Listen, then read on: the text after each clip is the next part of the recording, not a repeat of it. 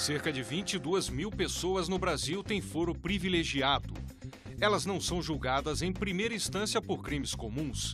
A Constituição manda que deputados federais e senadores, por exemplo, sejam julgados apenas pelo Supremo Tribunal Federal, mesmo que sejam acusados de crimes como matar ou roubar.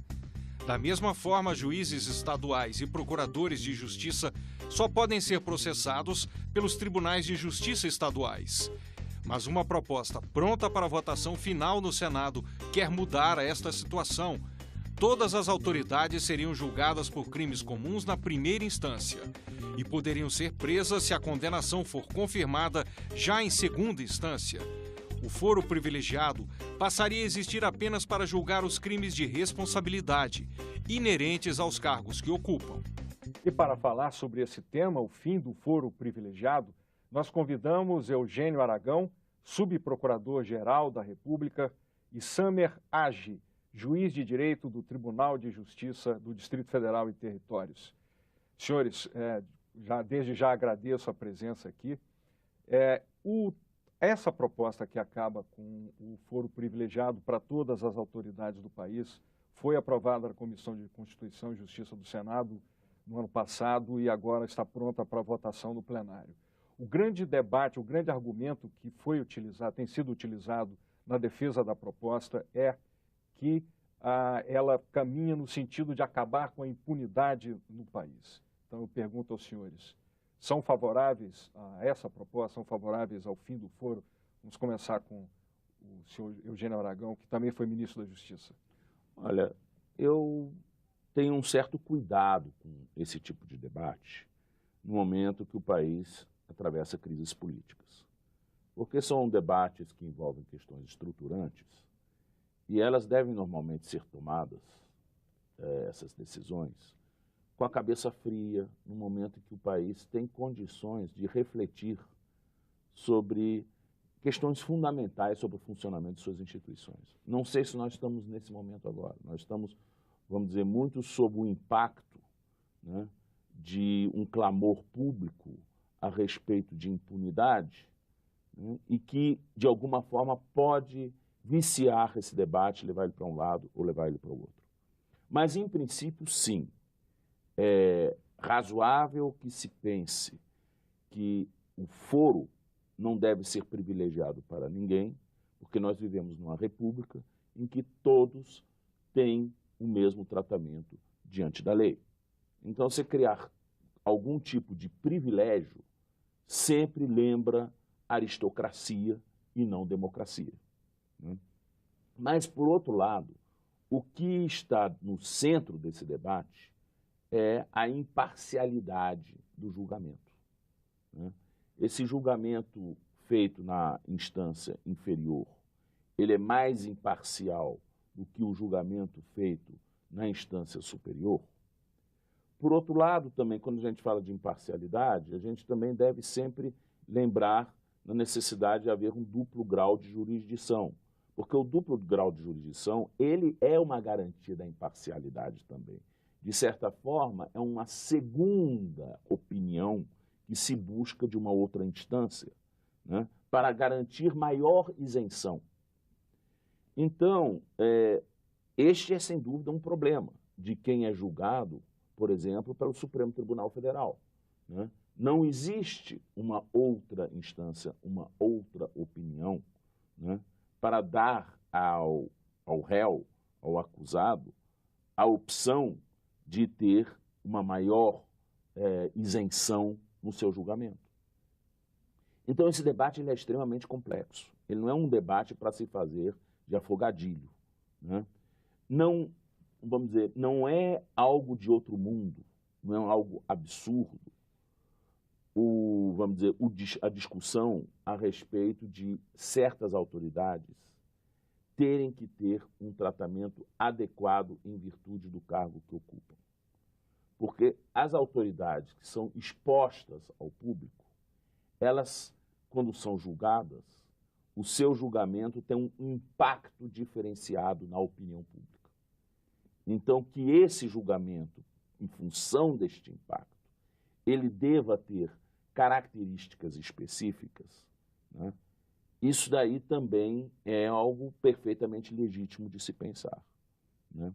Agora, no Brasil parece que nós temos dois problemas a enfrentar. Um é a questão de que o número de autoridades com foro privilegiado é excessivo. Há um problema sério aqui de desproporcionalidade. A proposta fala em 22 mil, mas me parece que esse número até está subestimado, né? Está certamente subestimado, tá? Porque se nós pegarmos todos os prefeitos do país, né, nós pegarmos todos os membros do Ministério Público e do Judiciário, né, os conselheiros dos tribunais de contas dos estados, né, mais os deputados estaduais, né, é uma massa de pessoas que têm um tratamento diferenciado que talvez choque um pouco o senso comum, né? Por outro lado, como é que a gente vai fazer esse debate a respeito da isenção, da imparcialidade do julgamento, no momento em que o judiciário, tanto na primeira instância quanto nas instâncias mais altas, estão se revelando como órgãos extremamente politizados, né? Esse talvez seja um problema. Eu vou pedir passar a palavra para o Sâmer também, depois a gente volta para debater um pouco mais sobre os argumentos que o senhor está apresentando. Sâmer, o senhor é a favor do fim do foro privilegiado? Eu sou a favor de uma modificação da maneira como existe hoje, como é hoje o foro, né? Que em verdade não deveria ser privilegiado, deveria ser apenas por prerrogativa de função, mas há um desvirtuamento e uma utilização abusiva desse foro por prerrogativa de função. Creio que este número excessivo de pessoas que têm um foro por prerrogativa de função acaba retirando a essência do Instituto, que é permitir que alguém tenha liberdade de atuação. Porque, por exemplo, a ideia é que um senador da República não seja perseguido no seu estado de origem, dada a influência de um outro político sobre um juiz de primeira instância, sobre um promotor de justiça que atue numa comarca de primeira entrância, se for na justiça estadual, enfim. Mas à medida que há um número excessivo de pessoas que têm esse foro por prerrogativa de função, o Instituto acaba se perdendo em meio a esse desvirtuamento mesmo que acontece.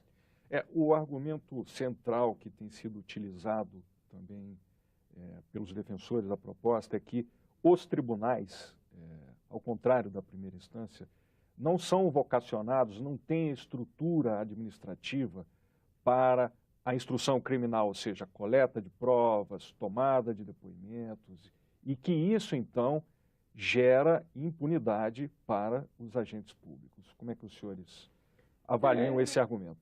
Eu não sei se a questão hoje é impunidade. Se a gente olhar, por exemplo, o que aconteceu na ação penal 470. Mensalão, né? Por quê? Ali houve um problema de outro tipo de disfuncionalidade.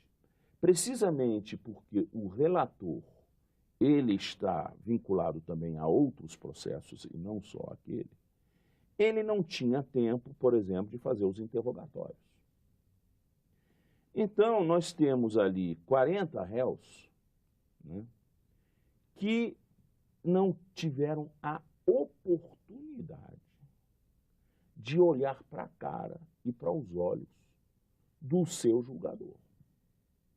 Isso é uma coisa muito grave. Por quê? Porque todos os interrogatórios foram feitos por carta de ordem.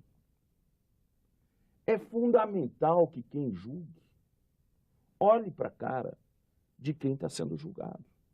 As expressões, o modo de falar, ele transmite sinceridade ou insinceridade. Não tem como alguém ser julgado sem falar com quem está o julgando. Se nós formos comparar a Lava Jato na primeira instância, em Curitiba, e a Lava Jato no Supremo Tribunal Federal, enquanto a de Curitiba está indo numa velocidade de um foguete, né, com dezenas de condenados, A Lava Jato no Supremo está a passo de cágado. Nós temos algumas denúncias longe de ter uma condenação, né? Então a gente vê que realmente há também um problema de eficiência nisso. Samia, o que você acha desse argumento? Então, os tribunais não têm a vocação, não têm estrutura para fazer essa instrução? Em verdade, a questão da estrutura, como o subprocurador ressaltou, hoje os tribunais se valem de juízes de instrução, de cartas de ordem, para que o processo possa caminhar. A questão é que, a partir do momento que se concentra em 11 ministros, em um tribunal, o julgamento de milhares de pessoas, não é possível a celeridade. O ministro ressaltou da ação penal 470 que não houve impunidade, mas não houve impunidade, claro, graças a um trabalho do Supremo, mas existe certamente um forte peso da opinião pública no tocante à celeridade, porque se nós nos esquecermos da ação penal 470, conseguiremos encontrar diversas outras ações penais no Supremo, cujo trâmite é muito mais demorado. E por quê? Porque não teve essa repercussão que acaba influenciando, já que se pressiona o tempo todo o julgador e a corte para que seja levado a julgamento. Acredito que talvez essa retirada da competência dos tribunais superiores, do Supremo, do STJ e mesmo dos tribunais de justiça e TRFs, em um primeiro momento, leve a alguma celeridade para a condenação em primeira instância. Mas, se nós nos valermos do princípio do estado de inocência, da presunção de inocência, essa condenação só terá efeitos e repercussões políticas, porque, do ponto de vista jurídico, ele ainda não é condenado. E ainda há todo um processo e a possibilidade de duplo grau de jurisdição, ele ainda é elegível, se é essa questão, se for apenas na primeira instância a condenação. Então, do ponto de vista jurídico, não sei se a celeridade seria tamanha. A Lava Jato, na primeira instância, já condenou dezenas, mas todos os condenados na primeira instância pela Lava Jato ainda são presumivelmente inocentes para a Constituição. Pedir licença aos senhores para fazer um intervalo. No próximo bloco, vamos falar sobre o foro privilegiado no mundo, em outros países.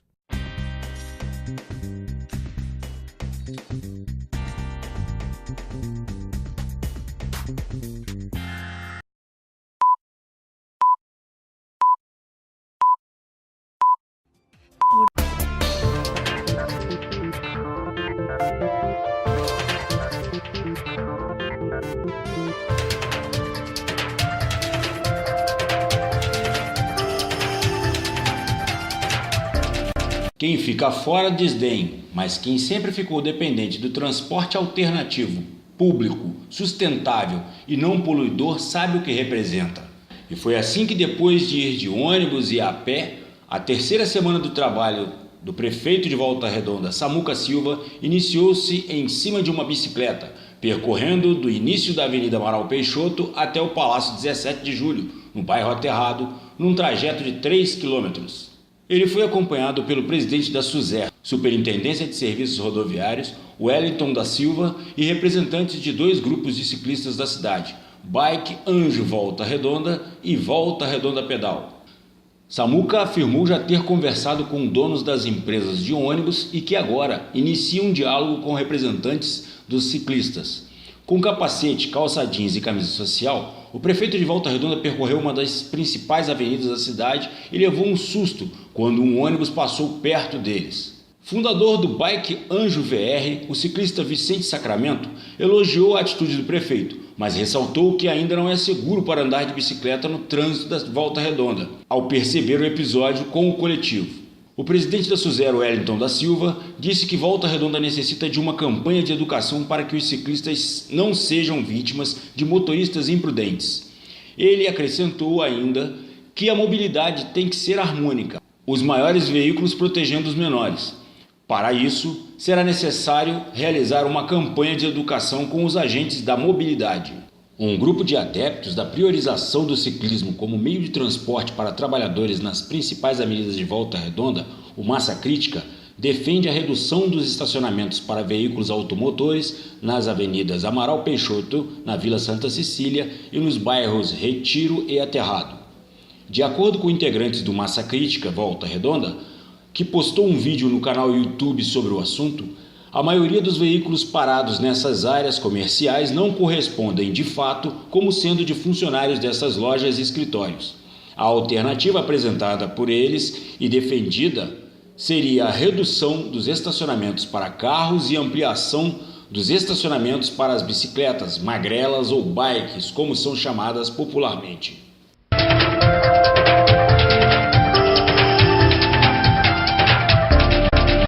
O governo municipal de Volta Redonda, por meio da rede social do Portal VR, respondeu ao comunicado dos moradores do bairro Vila Americana sobre o vazamento de água potável da creche municipal Amor Perfeito, localizada na Avenida Dr. Guanaí Rost, Beira Rio, no bairro Vila Americana, ao lado da Radial Leste. Na manhã da última segunda-feira, servidores públicos do Serviço Autônomo de Água e Esgotos de Volta Redonda estiveram no local e eliminaram o desperdício de água. Os contribuintes e a população de Volta Redonda agradecem ao atendimento à solicitação e informam que se manterão parceiros do atual governo municipal com a fiscalização, objetivando colaborar para a recuperação financeira e equalização dos gastos desnecessários. Informou Jornal Ideal.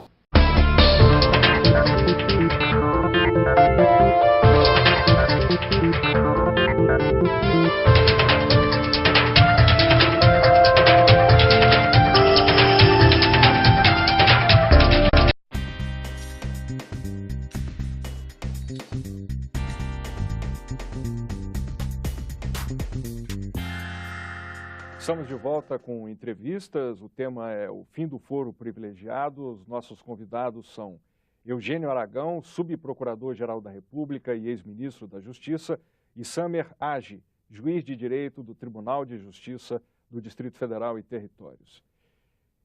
O foro privilegiado, como é no mundo? Que exemplos nós podemos comentar aqui? Olha, existem diversas formas de tratamento diferenciado de certas autoridades, mas certas autoridades que estão num patamar bem alto.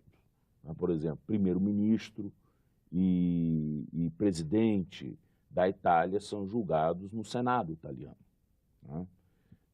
Certas autoridades têm esse privilégio. Na Alemanha não existe esse privilégio. Qualquer um é julgado no primeiro grau. Mas, dependendo do assunto, se ele for de interesse da segurança do Estado, o Procurador-Geral Federal, o Bundesstaatsanwalt, Generalbundesstaatsanwalt, pode chamar a ação para o BGH, para o Bundesgerichtshof, que é o STJ alemão. Né? O STJ alemão ele tem competência originária em alguns casos, principalmente nos casos que dizem respeito a terrorismo, segurança do Estado, interesses políticos específicos. E quem determina essa competência no caso a caso do Bundesgerichtshof é o procurador-geral alemão. É ele que leva ou não leva. Se ele não levar, vai ficar na primeira instância. Então, ele tem que ter a sensibilidade política se um caso é para ser levado para o BGH ou não é para ser levado no BGH.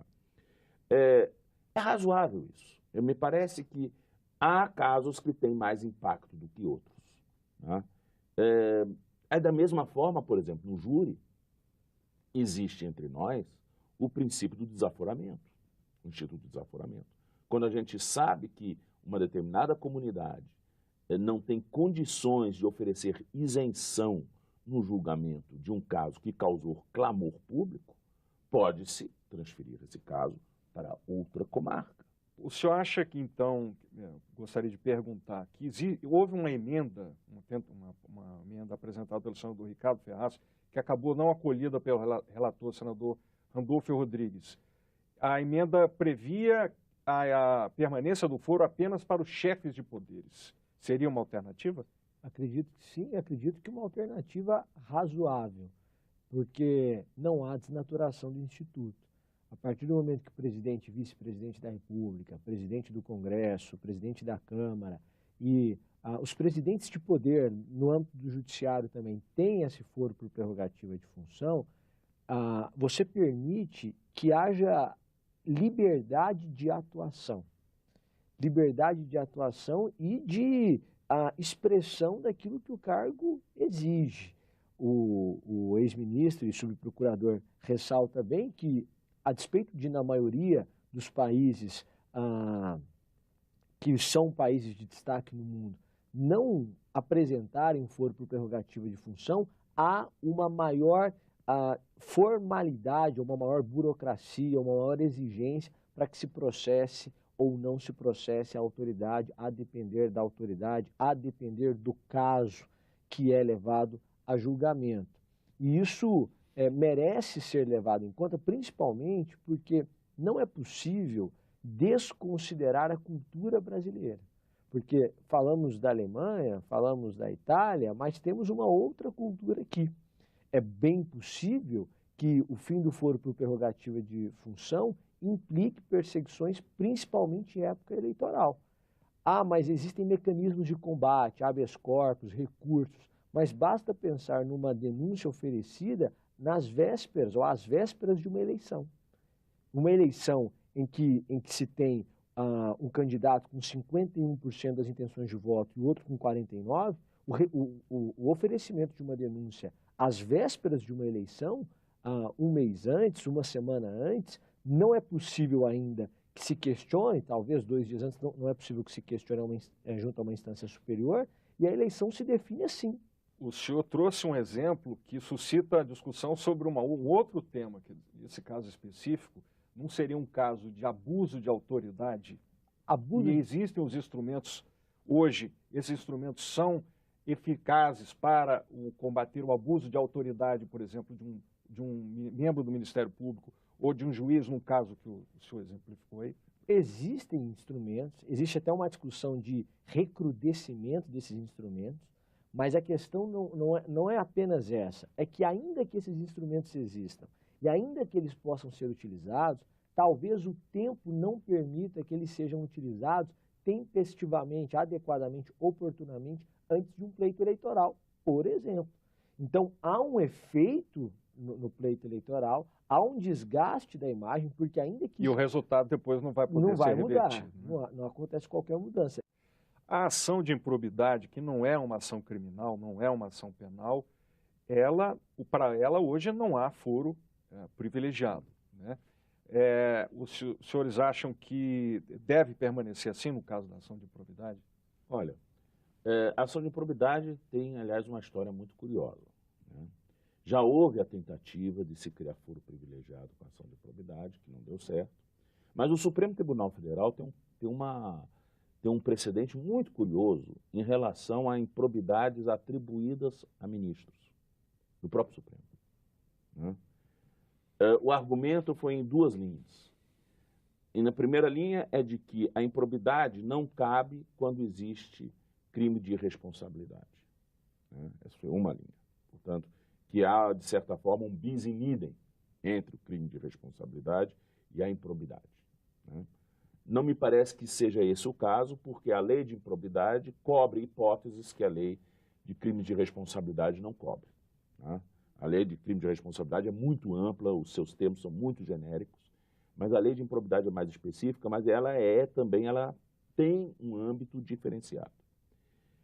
E o segundo argumento, esse daí foi, vamos dizer, talvez o argumento mais de autoridade, foi no sentido de que não é possível que um ministro do Supremo Tribunal Federal seja julgado por um juiz de primeiro grau, né? Isso seria inverter a ordem hierárquica.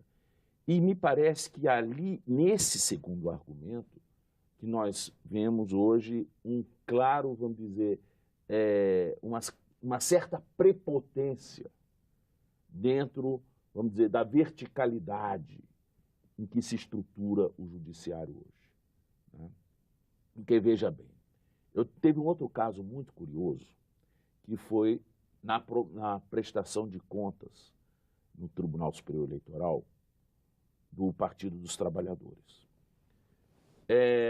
As contas de 2010 foram reprovadas pelo Tribunal Superior Eleitoral com uma enorme multa de em torno de 20 milhões, que daria atualizadamente hoje para o Partido dos Trabalhadores, com base na ideia de que, pela ação penal 470, ali, teria sido constatado que os recursos utilizados seriam recursos advindos da VisaNet, eram recursos públicos desviados e tudo mais, e que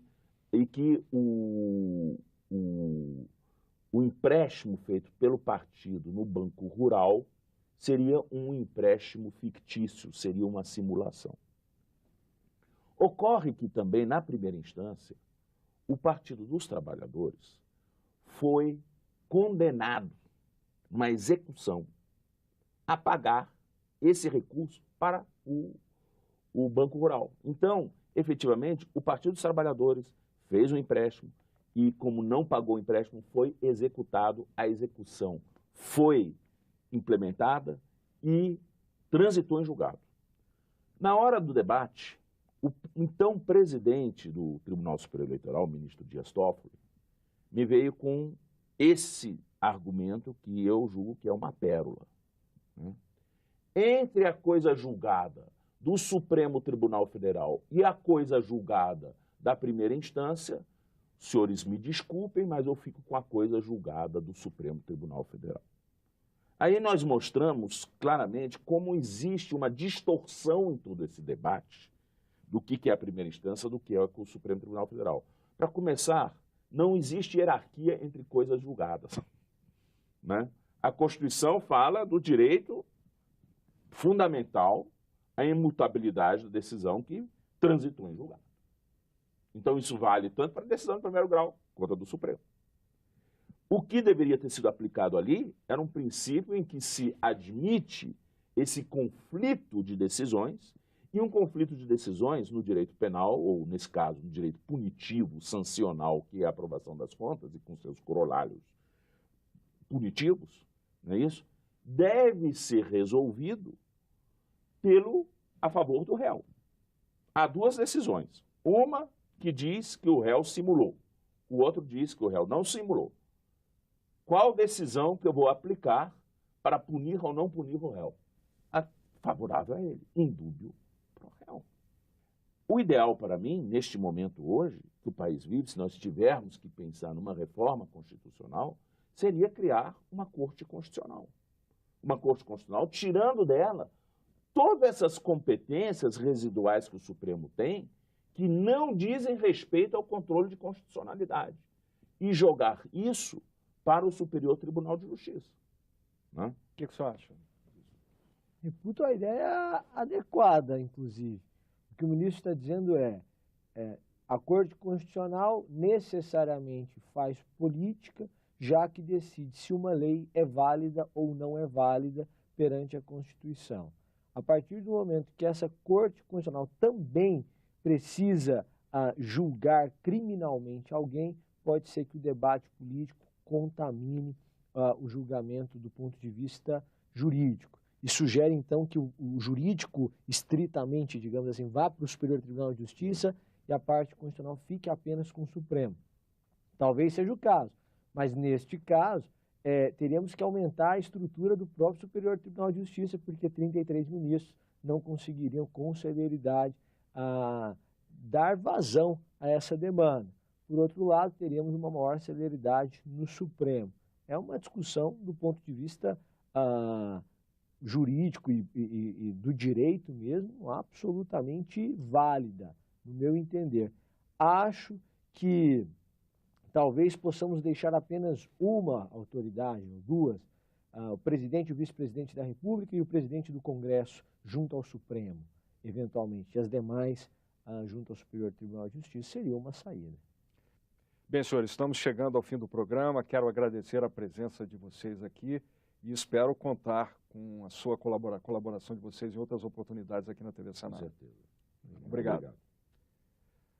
O programa Entrevistas foi sobre o fim do foro privilegiado. Os nossos convidados foram Eugênio Aragão, subprocurador-geral da República e ex-ministro da Justiça, e Samer Hagi, juiz de direito do Tribunal de Justiça do Distrito Federal e Territórios. Críticas e sugestões podem ser encaminhadas pelo 0800 61 2211. Se quiser baixar este programa e outros da TV Senado, acesse www.senado.leg.br/tv.